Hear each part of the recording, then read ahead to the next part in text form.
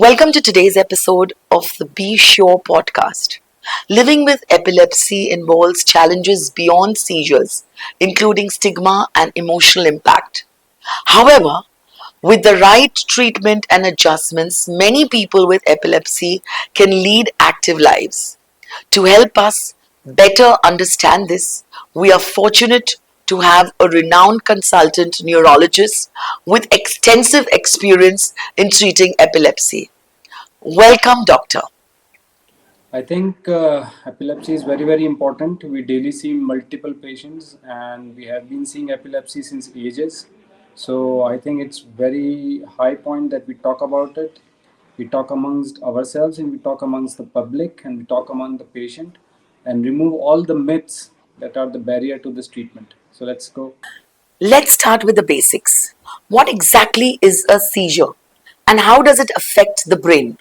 सो seizures को हिंदी में दौरा बोलते हैं या फिट्स आना बोलते हैं या झटके आना बोलते हैं और ये एक ब्रेन की बीमारी के कारण होता है। तो सीजर्स एक अचानक स्पार्किंग जैसे ब्रेन के अंदर होती है और उससे जो उत्पन्न होने वाले लक्षण होते हैं, the symptoms that happen because of sudden sparking in the brain neurons, that is called as seizure. What is epilepsy? Basically epilepsy एक मस्तिष्क की बीमारी है। It's a disease of brain जिसके अंदर बार बार सीजर्स आते हैं या बार बार कन्वर्जन्स होते हैं या बार बार दौरे आते हैं। So epilepsy is defined as occurrence of two or more seizures. Between those two seizures there must be 24 hours gap, and these seizures must be unprovoked, मतलब बिना किसी कारण से मस्तिष्क में होने वाले ये जो तूफानी स्पार्किंग होती है, तो बिना किसी कारण से एक या एक से ज़्यादा झटके आना 24 आवर्स की गैप में, इसको मिर्गी बोलते हैं। तो मिर्गी के अंदर बहुत सारे टाइप के सीजर्स होते हैं और ये बार बार आते हैं और यही पेशेंट का बीमारी होता है। What are the different types of seizures and do they affect people differently? Yes, I think ये बहुत इंपॉर्टेंट क्वेश्चन है बिकॉज सीजर्स बहुत सारी टाइप के होते हैं। एक होता है जिसको हम बड़ी मिर्गी बोलते हैं, जिसमें कि GTCS बोलते हैं इंग्लिश में, जिसका फुल फॉर्म है जनरलाइज्ड टोनिक क्लोनिक सीजर्स। मतलब इसके अंदर आदमी को अचानक से उसकी सुध-बुध खो जाती है, उसकी आंखें ऊपर की तरफ हो जाती हैं, कई बार ज़ुबान कट जाती है, हाथ पैर में अकड़न हो जाती है और उसके बाद हाथ पैर में काफ़ी जर्क्स होते हैं और वो बेहोश हो जाता है।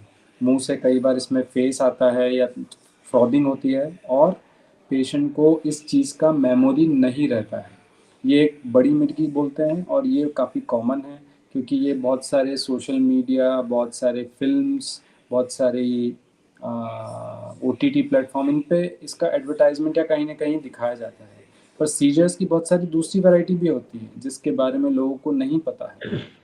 जैसे अचानक थोड़ी देर के लिए रुक जाना, जैसे मैं अभी थोड़ी देर के लिए फ्रीज़ हो गया फिर अपना काम करने लग गया, या अचानक से ऐसे झटके आना जिसमें अचानक कभी-कभी सुबह उठ के ब्रश छूट जाता है हाथ से, लिखते वक़्त पेन छूट जाता है।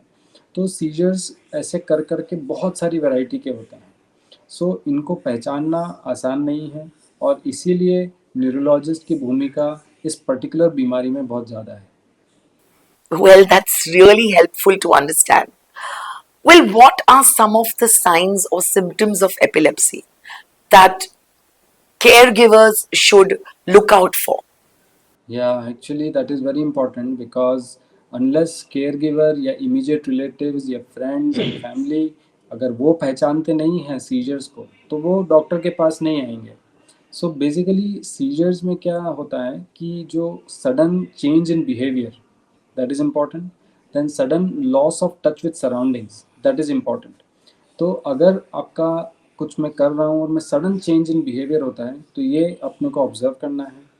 कुछ पैटर्न्स ऑफ साइंस होते हैं, सिम्टम्स होते हैं, जैसे कि मेरा एक पर्टिकुलर पैटर्न से सिर ऐसे-ऐसे घूमने का है, या मेरा एक पर्टिकुलर पैटर्न से ही चेहरा टेढ़ा होने का है, या मेरे एक पर्टिकुलर पैटर्न में गेज़ एक तरफ जाने वाला है।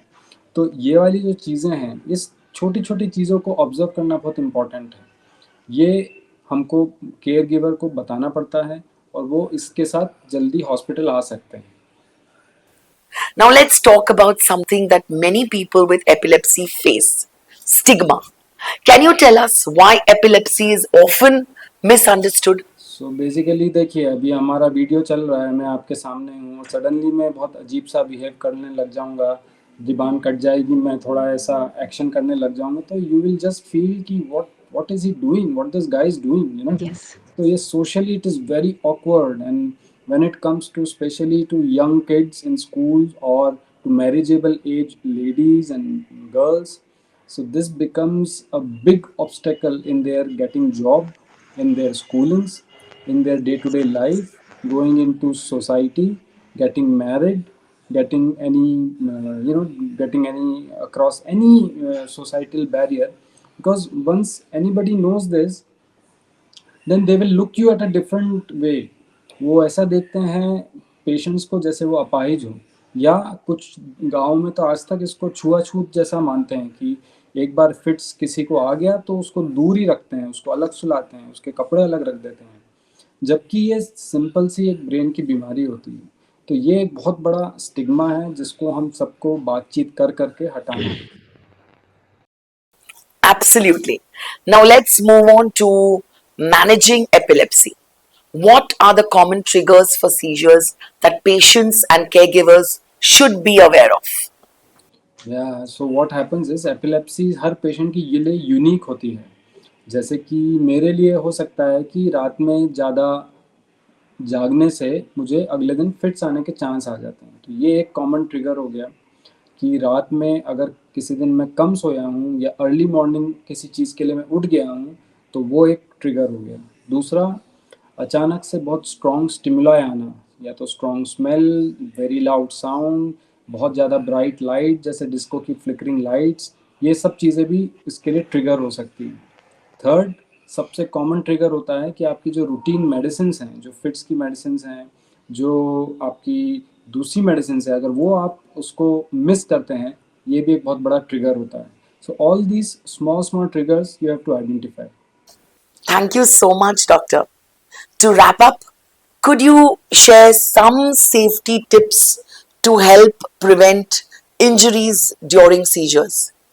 सो व्हाट हैपेंस इज, सेफ्टी इसके अंदर अपने लिए इम्पॉर्टेंट हो जाती है as a caregiver, because patient जब फिट्स होता है या पेशेंट को जब सीरियस होता है तो वो खुद का ध्यान नहीं रख सकता, इसलिए Right. As a caregiver हमारा फर्ज बनता है कि उसका ध्यान रखें। सो व्हाट सडनली अगर किसी को मेरे सामने सीजर्स आता है तो हमें क्या करना है, उसके जो टाइट कपड़े हैं उसको थोड़ा सा लूज़ करना है। अगर आसपास कोई ऐसी चीज़ें हैं, शार्प चीज़ें, उसको चीज़ों को दूर हटाना है ताकि उसको चोट नहीं लगे। अगर उसको उसने सपोज़ कुछ डेंचर्स, या उसने कुछ हेलमेट पहना हुआ है, या उसने चश्मा पहना हुआ है, तो उन चीज़ों को थोड़ा हटाना है ताकि उसको और चोट नहीं लगे। थर्ड, वहाँ पे भीड़ करके उसके ऊपर नहीं जुटना है एकदम, ताकि वो सफोकेट नहीं हो। जब सीजर्स किसी को ऑनगोइंग है, जब कोई ऑलरेडी सीजर्स में तड़प रहा है, तो उसके मुंह में कोई उंगली या कोई चम्मच नहीं डालना है। उसके बाद उसको बहुत तेज़ी से जकड़ना नहीं है। अगर उसके सीजर्स के अंदर मूवमेंट्स हो रहे हैं तो उसको बहुत तेज़ी से जकड़ के उसको रोकने से कोई लाभ नहीं होता। उसको सीजर्स बहुत छोटा रहता है, फ्यू मिनट्स का, वो एक बार हो जाता है तो उसके बाद उसको अपने आप वो शांत हो जाता है।